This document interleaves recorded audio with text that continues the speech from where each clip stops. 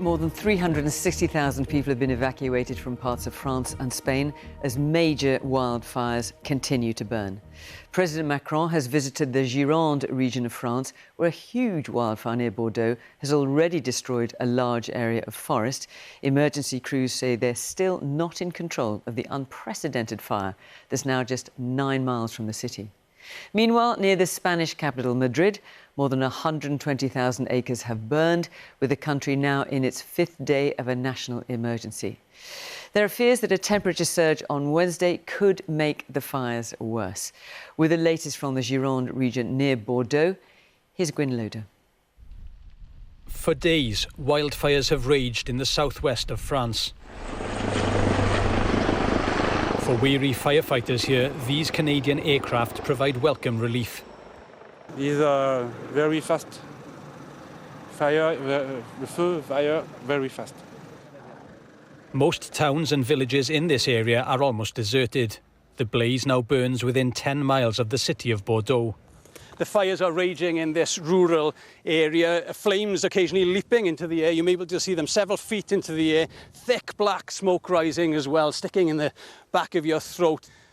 Wildfires aren't uncommon in this area near Bordeaux, where Madrid, from Wales originally, has lived for the past 16 years. And we're going to take the kids and move further north, out of reach of the smoke and the polluted air, or as far as we can. We're lucky enough to have somewhere where we can go, so that we just get, especially the kids, just get them away and get them to some cleaner air.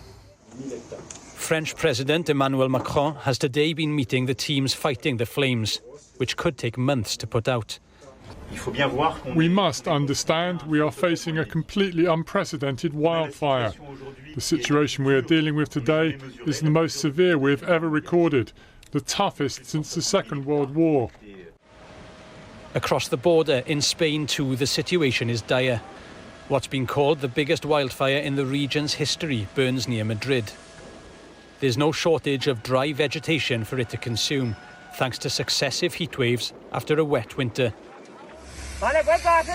Today, however, mostly thanks to the weather, the situation has improved, say officials. The pace of the flames have slowed in Valencia, but as you can see, the fires are still very much active, and the government says the next 2 days will be crucial on whether they can be brought under control. This is the new reality. Summers are becoming increasingly difficult, destructive and therefore deadly. In Spain, as in France, hot, dry weather is forecast for the coming days. The fear here is that an already difficult situation could become catastrophic. Yes, we've moved eastwards now. We're on the eastern edge of that area to the west of Bordeaux, badly burned by these wildfires. This small town or commune is completely deserted, save for the one vehicle you may be able to see behind me. That acts as a refuelling and mechanical repair station for emergency service vehicles here. I've seen aircraft also flying overhead. Those efforts to douse the flames are continuing. I've also seen military vehicles and emergency service vehicles with blue lights flashing as they still tackle those flames. That work to try and prevent the spread of the fires will be continuing over the next hours and overnight as they desperately try to protect these towns and villages, but also the city of Bordeaux. Gwyn, thank you. Well, with temperatures set to rise again in France and Spain, brisk winds have been fanning the flames and making the wildfires worse. But big wildfires can also generate their own winds when huge fire thunderstorm clouds form, known as fire clouds. Our climate editor, Justin Rowlatt, explains. You wouldn't normally associate this, the heavy rain and flooding in Western Europe this winter, with wildfires. But the wet winter allowed more vegetation to grow. Then hot, dry weather dried it out, creating more fuel to power these fires. So, Elizabeth, just how hot has this year been in France and Spain? So it's the hottest June on record in France, the second hottest June on record in Spain. And July in Spain could be the hottest month ever recorded, though we're still going to get those stats, of course. And both countries have seen less than half of their average monthly rainfall. Of course, Europe is the fastest warming continent. It's warming at twice the global average. Some of the fires have been burning so hot, they've begun to create their own weather. Take a look at this. The intense heat creates a powerful updraft carrying smoke and ash high into the atmosphere. As the rising air cools, water vapour condenses and freezes around particles, allowing huge clouds to form. Now, in extreme cases, these develop into what scientists call pyrocumulonimbus clouds, fire-generated thunderstorms, and they can make fires spread more rapidly. Lightning can spark fires, and storms can bring strong and unpredictable winds. Rain may sometimes dampen the flames, but it can be very localised and sometimes even evaporate before it reaches the ground. So could the UK get the kind of fires we're seeing in France and Spain? We don't really have the very, very dry conditions and the fuels, the pine forests at that density that we're seeing in Bordeaux right now. So the risk is lower, but nevertheless, our fire risk has certainly been going up. It's increasing. And remember, every fire needs a spark. So avoid using disposable barbecues, take all glass and other litter home, and always completely extinguish cigarettes. Justin Rowlatt, BBC News.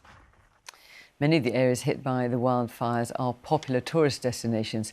So what should you do if you have booked a holiday to one of the affected regions in France or in Spain? Well, Mark Lowen is here. So what are the options for people, Mark? Well, Fiona, this, of course, comes at peak holiday season, and Spain and France are respectively the first and second most popular destinations for British travellers. Now, the UK government hasn't yet advised against travel to either of those countries. But if you're already there and holidaying and the advice changes while you are there, then you may be covered by your travel insurance company, but you'd have to check with your insurer. And it's estimated that only about half of the travel insurance companies have that kind of cover policy in place. Now, if you preemptively choose to cancel your holiday, then you're unlikely to get any compensation. So the advice is to wait until closer to your holiday date to see the situation. If the airline cancels the flight due to the wildfires, they should offer you a refund or chance to rebook.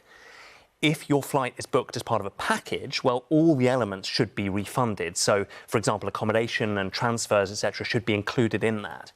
If, however, you've booked your travel and accommodation separately, it's trickier because even if the airline cancels and refunds you, as long as your accommodation is still open, it may not.